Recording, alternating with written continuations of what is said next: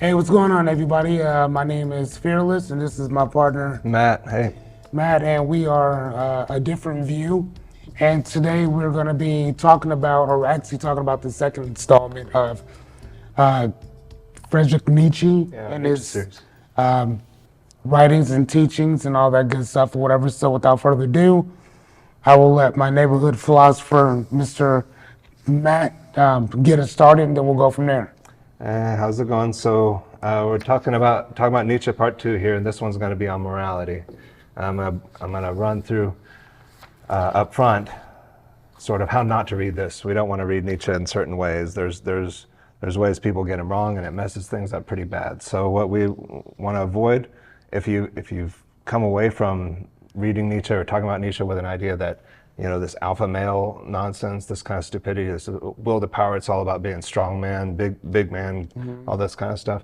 If that's what you've come away with, then you've messed up, right? So email us if you come away with anti-Semitic ideas or something like that, especially with a history of his sister with fascism and all this. If you come away with ideas of anti-Semitism, email us. I'd like to challenge those because they're not right. And then some comments on the language he uses here. So his morality is, he calls it two systems, right? A master and a slave morality. And these terms obviously are problematic, upsetting, but we're not refusing to think about something like this just because they use some terms that are more problematic for us than they were for them. Of course, he uses them to make people mad. He's what he's trying to do. He's writing a polemic. He's not trying to keep people happy, especially Christianity. His target is Christian morality, and he's especially against the anti-Semitic Christians there. Okay, so real quick or whatever, because I'm a sucker for words, and now I know what that word means or whatever, but we need to explain to our viewers what is polemic. A polemic, yeah. He's coming against something. It's trying to make you mad. It's saying, hey, there is something wrong with your morality. He's not trying to play nice.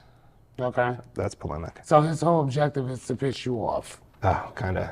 Okay. And again, I think that it's a good idea that you know that kind of going in. Yeah, probably. Because it's like, dude, if I find out as I'm reading this, you're going to feel a way about that. So one of the things that I'm really excited about pertaining to this, and again, when you first showed me, you know, this, you call it your morality matrix? Yeah, or matrix, or well, I don't know. The chart, whatever. I don't care. And Mike, the producer, is going to put something up on this or whatever so you guys can see it as well. I told you before, like, this thing changed my life. Like, it literally, and I'm not saying that to be facetious at all, and I've told you that face to face, off camera, when it's just us. But I think that when people understand this system, it is, I think, going to change a lot of how we see not only ourselves, but how we deal with certain issues we have, certain even traumatic issues that we have, especially not only with ourselves, but with other people as well. So, am I jumping the gun here to ask you to please get started with this? Okay. So we can, like, this is so, like, this is so important. Like, I hope you guys really pay attention to this. And email us, call, send a carrier pigeon, whatever you guys want to do to discuss this, do it. Matt, go. Here we go. So this whole thing is best read as a quasi-historical myth.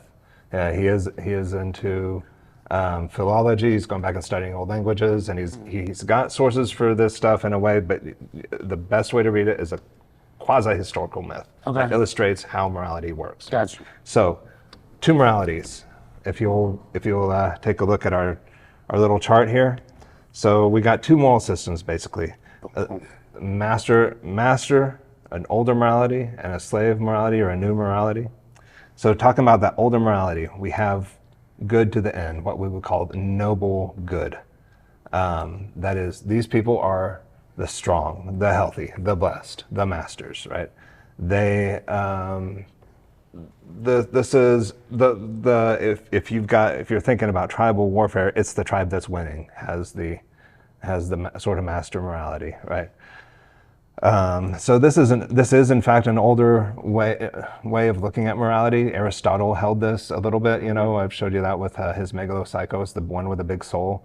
But this is the key features of the noble good are that they don't hold grudges because they don't need to. They either forget about it or they get retribution right away. Like think of Achilles at the gates of Troy. When he's mad at Hector, does he mess around and plot and scheme? Not at all. He goes directly to their gate and yells his name. And real quick or whatever, and we can move on. Yeah. But I want the viewers to really understand what that means. If you watch the movie Troy with, I forgot what old guy's name was, Brad Pitt and the other dude, Eric Bana, I believe is his name. When Achilles goes to the gate, again, you have to remember, their gates were impenetrable. Nobody can get through them. And that's where they eventually came up with sending the Trojan horse in there because they couldn't get through. But think about that. He wanted this man so bad that he went there himself. Like, yelled his name, come out. Like, it's just you and me. It's not the whole army. It's not your king. It's not your queen. I want you. Yeah. Win, lose, or draw, I need you out here right now. Yeah. So when you talk about the noble good, like regardless of what Achilles had done up to that point, it doesn't matter. What matters is right here, right now. Hector, get out here. Yeah. That's it. Go ahead, please. Yeah, it's all good. Yeah. So other features, like they don't have to keep it to themselves. If they feel like saying something, they say it. They can There's oppress. no consequence. Yeah. They're not worried about it, right? No. They can oppress the weak, right? And they're free to squander what they have. They don't have to worry about, I have to be frugal with things. Right. And when they do something kind, it's just almost flippant. Like they just feel like, I feel like giving you something. So here, it's not. Right. They don't want to hold these records and keep everybody, remember this always for me and all. No, they want it. Yeah, it's just like, hey. So the opposite of the noble good is going to be the bad, which is the pitiful, the weak, the downtrodden, the oppressed, the slaves, right? So the key feature of the bad is, and Nietzsche uses the French word ressentiment. We'll just say resentment. But this resentment is, just natural for somebody that's beat down by somebody else. Resentment is natural, right? Mm-hmm. So it's not anything crazy there, but what is crazy a bit to Nietzsche is that you guys have taken this resentment and you have turned it into the basis for an entire moral system, right? And that, when the bad, the downtrodden, look at the good and say, you know what, I am good. You're evil. Mm-hmm. For what you do to me. Mm. That is essentially the turn in morality when the bad decide to say no. It's those noble good. These guys are jerks. Right? Okay.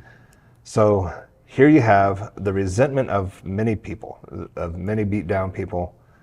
They come to see themselves as good, and you have what he calls a slave revolt in morality. That means what was bad before now comes on top and becomes the good. And this is illustrated real simply by Rome, and he uses Rome as an illustration for that. Like who was in charge of Rome before? The Caesars, and who is in the seat now is the Pope, right? Yep. And so he's coming at clearly Christian morality with this. So now that this revolt has happened, this revolution has been achieved by Christian morality, he says this newer morality, we have a different kind of good. Yeah. We have the saintly good. That's good to the S, as is on the chart there. This is the meek, the humble, the self-sacrificing, the kind, the gentle. Right. This is a new good. Right, but this also represents the poor me type of mentality as well. This is also that's where it started. The victimization, like we were the victims of what these individuals have done to us. So then Therefore, they're not as noble or good or self-affirming as they claim to be. Technically, we've always been that.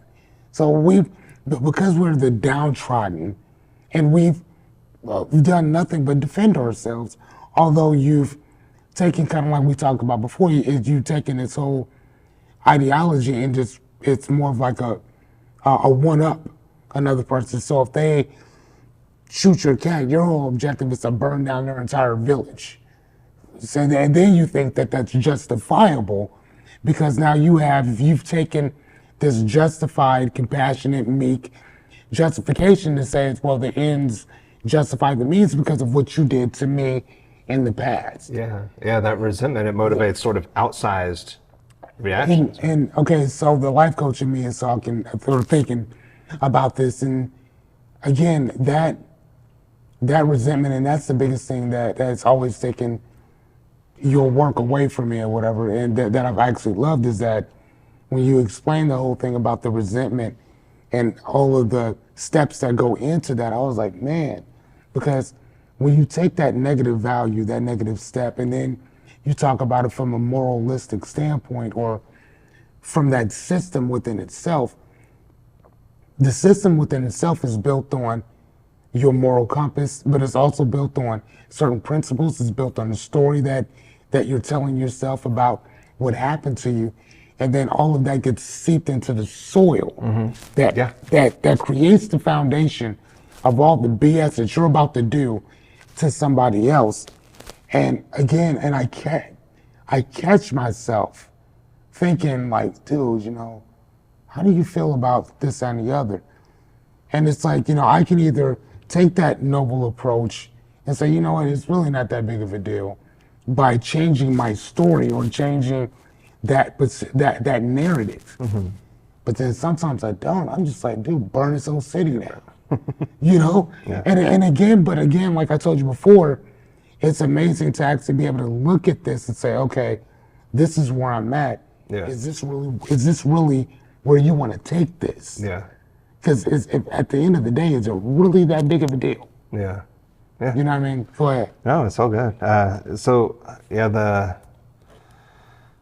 The important thing there, like you have this negative value, this or what was a negative value that has now become a positive value. Yeah. Right. And so you've moved from the bad to the saintly good. The same person is now the good, right? Mm-hmm. And so, you might think it's like sort of counterintuitive to look at Christianity and say, and it's kind of why he's doing it this way, right? Is that Christianity is a religion based explicitly on forgiveness. Mm-hmm. But what Nietzsche is saying is like, no, implicitly, you have built that edifice of forgiveness on a foundation of resentment. Okay. So that's why you see that it's paradox. It's kind of like the paradox of forgiveness. Yeah. Okay, I got you. Yeah. And so what used to be the noble good is now the evil. They're cruel, lascivious, power hungry, etc. Right. Right. So kind of like instead of, well, hey, the objective is that such and such, I came here, was birthed, lived a life like you would technically live, died for your sins, leaves, and then it's like, well, yeah, now all you have to do is, and technically I have done all the hard work for you, or whatever, and so it's like, so everything's forgiven, you're good to go now. Yeah. But then somebody else comes along and says, well, no, you're wretched, you're horrible. Yeah. You're a piece of swine. Yeah, it's like as long as you hold on to the resentment a little bit, you have to hold on to that. And it's like, then why'd you die for me then? Yeah. Bro, that's like inviting a person out to eat with you and then getting pissed that they order something to eat. It's like, dude, why do you even invite me? So I say to you, Jesus, no disrespect, but my guy, if you really didn't want to die for us, then why'd you do it? Again, don't complain. That's what I'm saying. Please. Okay. Like, good God. It's annoying. Oh, jeez. All All right, right, go ahead. so the whole thing about this numerality, right? One of the things about it is it's put us in sort of twists. It motivates, through a series of self inspections. Yeah, Like you absolutely. always got to always got to be self monitoring. Even when you do the right thing, you gotta like, oh, did I do it for the right reason? Right. Maybe I was prideful in the way I did it, and all this stuff. Or am Like, I being altruistic? yeah, or is Yeah, it true altruism? yeah, for Yeah, sure, for sure. Or yeah. did I do it for God? Or did I? Yeah, right, Did I right. do So it for you God? always got to sit there and be questioning yourself. And this Always, this yeah. whole process puts people in a sort of twisted trap, right? Like And that whole he paradox. compares it to an animal, a caged animal rubbing themselves raw against the bars of the cage. That's Yeah. how he. Okay. That's his actual Okay. Yeah, image for there. sure. So all this introspection, through all this self-examination and self-deprecation, you have a sort of a twisted self-torture situation, right? And that self-deprecation then backlashes into sort of idiotic arrogance, right? Right. Like when you're all down on yourself, and then you've been self-examining and self-deprecating all this time, and now somebody says one thing and it just hits the wrong nerve, and then you Right. lash out in some big man arrogance now, Yep. right? Like that happens. So then you have the paradoxes here, like this saintly good now starts to this resentment doesn't go away. It continues to run itself through everything, and that moral goodness, the saintly goodness, becomes a reason to do awful things. Yeah. And then that goes into on the chart the cruel brutality, the being lustful, being power hungry, vile, violent. I mean, it's some of these words, and I started looking some of them up or whatever, because I wanted to add a little bit more to that, to some of the things that we're willing to embark or to inflict on other people based on the morality or based on that system that we're creating, and stating that, well, we're good and we're justified for doing this, that, and the other. And again, Nietzsche himself had to have seen that. How is it that, and again, I think that he picked on Christianity because, again, of the hypocrisy in some of it, of how is it that, that this religion is spreading the way that it does.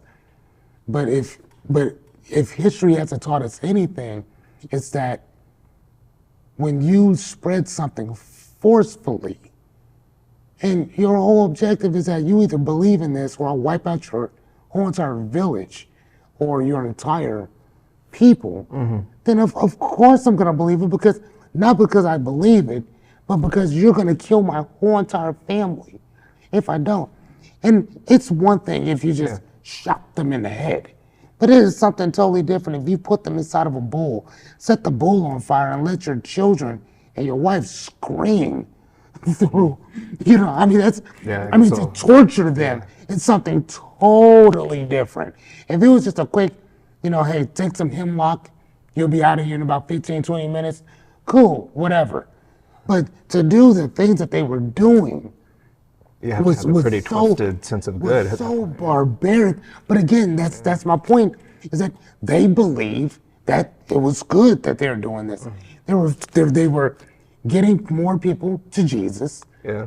one way or the other. Yeah, that's the twist that, so like, how Paul says in the Bible, I don't remember the exact scriptural reference, but he says, if there is no God, then all things are permissible, right? But for Lacan takes this later and turns around and says, no, if the problem is that if God exists, then now all things are permissible. All things are. As long as you do it in his name, you can do anything. I mean, yeah, and the Old Testament is a clear indication of that. Yeah. I mean, like, seriously, there's a book called Drunk with Blood, and it basically talked about, we have a lot of people who talk about how Satan has done this, that, and the other, But the book literally just kind of goes in, and it just talked about the Old Testament, because at that particular point, God, he, she, they, or it, then decided not to take its medication at that particular time, or maybe there wasn't medication at that particular time for God to take, and God decided to kill everyone on multiple occasions, bring them back, and then kill them again. So, Drunk with Blood is literally just talking about the excessive amount of pain and destruction that our dear good Lord created and caused, that Satan had absolutely nothing to do with. So I thought that it was a great book, because we're philosophers, so our whole objective is to look at perspective. Right? That's kind of what we do. And it's not necessarily a thing about judging it, it's just looking at it for what it is.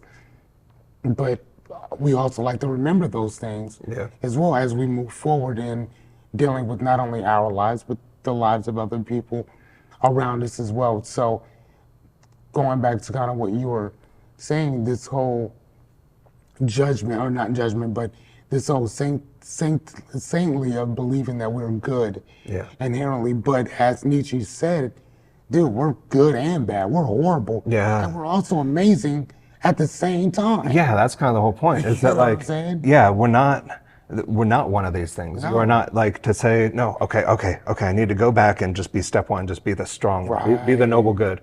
No, man, no. Like, that's oversimplifying it. We are both of these things. We are the strong and we are the weak. It is, the whole thing is twisted inside of us, right? So, so what this is what Nietzsche calls, this is the disease. He calls Christian morality a disease. And the noble good is just stage one of the disease. So you don't deal with the disease by going to stage one of it, right? That's just not what you do. So this disease, though, has also made us interesting.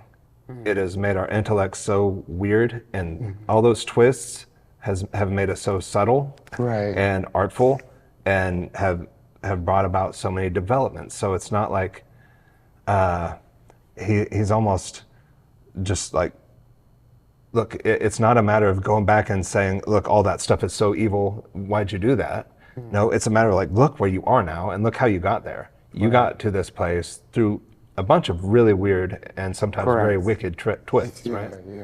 But what I want, what I want to know from you, I think you kind of already answered this, but I've had this question plenty of times talking about this. Is it useful? Is what useful? The whole thing, this morality matrix, this theory of morality. Yes, and again, I mean, I told you before, for me, I know that it's changed the way that I see and view things in my own personal life. So yeah, for myself, it's changed the way that I look at certain things. But I was talking to a friend of mine early this morning. Man, I didn't go to bed till like 3 o'clock in the morning. Just my mind just going or whatever. But she said that as she was reading that, she kept saying that there's something missing.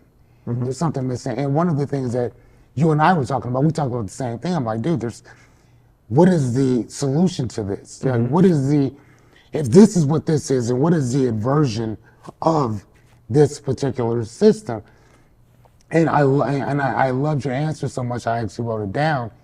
And it said that there isn't one.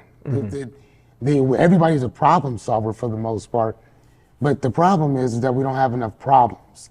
But we got enough problem solvers, but not enough actual problems. And I thought about that. I'm like, man, that doesn't make any sense. But then I thought about this old saying that says, when God sends us gifts, he or she sends them in the form of a gift. Excuse me. When God sends gifts, it sends it in the form of a problem. So the bigger the problem, the bigger the gift. Okay. So, and as philosophers, we're always asking, well, the bigger the question, the bigger the answer. Yeah. Right. So, for me, I say that the aversion of this, and I figured it out at 3 o'clock in the morning. It's based on the system within itself, but not this system, but your system. Mine? I mean, within itself. Like in general, I'm like, whoever's using this, if this is where we are, if this is how you got to this, that, and the other, or whatever, it's still going to be based on the story that you're telling yourself, your own particular moral compass and the principles in which you live by, period. So if we were talking about the 10 Commandments, then maybe your principles would be based on that. If we were talking about the 42 laws of Ma'at, maybe your principles would be based on that. Or whatever your moral compass is, that's what's also going to reflect in this as well. Yeah. So, I mean, again, that's how I see it. So, you know, that might be true. The thing that you said that interests me, though, is she said there's something missing, right? And yeah, you're right. I do think like maybe it's not that we don't have enough problems, but it's that the problems we have aren't created in the right quality. We don't. It's not a matter of quantity; it's a problem of quality, maybe. Yeah. But Right. that's the job of philosophers, is to make better problems. But Right. Yeah, isn't it? but the something missing. You're right. There's what's, and I think Nietzsche is not going to fill that for you. No. He's not going to say. I mean, he has things he advocates for, artfulness, all this, but something missing. Yeah, that's kind of That's the point. that's kind of the point. Like something will remain missing. Yeah. Yeah. Yeah. So, all right. Well, ladies and gentlemen, I think this kind of sums up our different view today. We're gonna obviously prepare for the third Yep. installment. We'll talk about that in a couple weeks and present that to you. Actually, I think that's the Dionysus. That might be fast forwarding too much. I don't know. We're gonna have to do that one because we gave you this one. I need that one. We'll get there. Oh my gosh, that's gonna be some good stuff, like very good stuff.